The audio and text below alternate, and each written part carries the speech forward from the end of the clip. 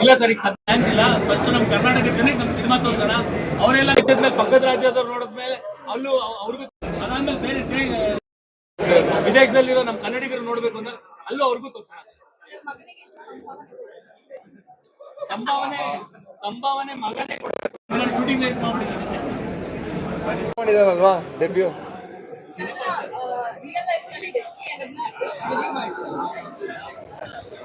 ಇಂಡಸ್ಟ್ರಿಗೆ ಬಂದ್ಮೇಲೆ ಜಾಸ್ತಿ ಬಿಲೀವ್ ಮಾಡಕ್ ಕಲ್ತಿದ್ದೀನಿ ಇಂಡಸ್ಟ್ರಿ. ಅಂದ್ರೆ ಅದಕ್ಕೂ ಮುಂಚೆ ಬರೀ ಹಾರ್ಡ್ ವರ್ಕ್ ಎಫರ್ಟ್ಸ್ ಹಾಕಿದ್ರೆ ಸಾಕು ಎಲ್ಲ ಆಗೋಗುತ್ತೆ ಅಂತ ಅನ್ಸುತ್ತೆ.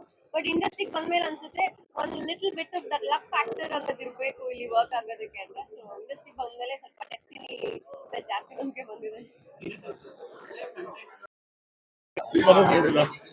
ಎಷ್ಟು ಜನ ನೋಡಿದ್ರ ಕೈ ಎತ್ತಿ? ಓ ಏನಾಯ್ತು ನಿಮ್ಗಳಿಗೆ ಸಿನಿಮಾ ನೋಡಿದ್ರು? ನೀವೇ ಆಕ್ಚುಲಿ ಕ್ವೆಶ್ಚನ್ ನೀವು ಕೇಳಿ ಕ್ವೆಶ್ಚನ್.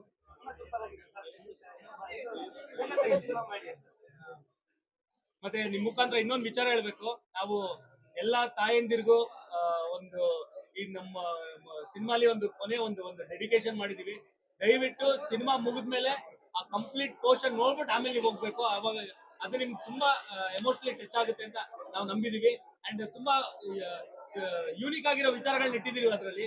ಅಂದ್ರೆ ಎಲ್ಲಾರ್ದು ತಾಯಂದಿರನ್ನ ನಾನು ಅಲ್ಲಿ ತೋರಿಸಿದ್ದೀನಿ.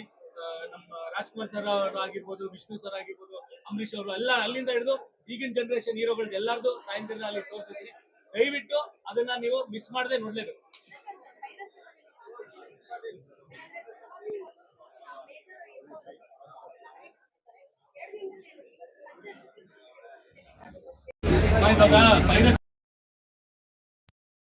ಜನಗಳು ಅವ್ರ ಮೈಂಡ್ ಸೆಟ್ ಹಂಗಿರುತ್ತೆ.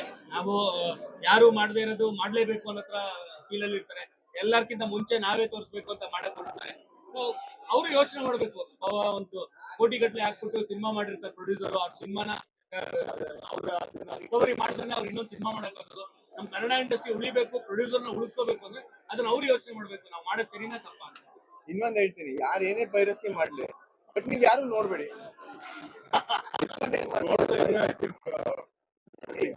ನಾನು ಒಂದ್ ಹೇಳೋದಂದ್ರೆ ಈ ಸಿನಿಮಾ ನಂಬ್ಕೊಂಡು ಅಂದ್ರೆ ಊಟ ಮಾಡ್ತಾ ಇರ್ತಾರೆ, ಊಟ ಇರೋದೇ ಬದುಕಿರಲ್ಲ.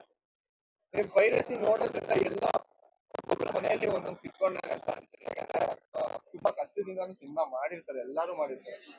ಈಗ ನಿಮ್ ಜಾಬ್ ಎಲ್ಲ ಹೆಂಗೆ, ನಮ್ಗೆ ಇದು ನಮ್ ಜಾಬ್. ಸೊ ದಯವಿಟ್ಟು ಯಾವ್ದೇ ಪೈರಸಿ ಲಿಂಕ್ ಬಂದ್ರು ನೀವು ಯಾರು ನೋಡ್ಲೇಬೇಡಿ. ಅವಾಗ ಏನು ಮಾಡಕ್ಕಾಗಲ್ಲ. ಸೊ ನಮ್ ಕೈಲಿ ಆದ್ರೆ ಒಳ್ಳೇದನ್ನ ಪ್ರೊಜೆಕ್ಟ್ ಮಾಡೋಣ, ಒಳ್ಳೇದನ್ನ ಮಾಡೋಣ.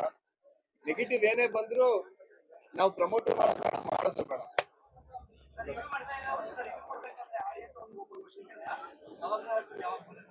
ಅಯ್ಯೋ ಸರ್, ನಮ್ದು ರಾಯಲ್ ನ ಪ್ರಮೋಟ್ ಮಾಡಿ ಸರ್. 100% ನವಗ್ರಹ ಮಾಡ್ತೀರಿ, ಅದಕ್ಕೆ ಇನ್ನೂ ಟೈಮ್ ಇದೆ. ಬಟ್ ಈಗ ಪ್ರೆಸೆಂಟ್ ರಾಯಲ್ ಅಷ್ಟೇ.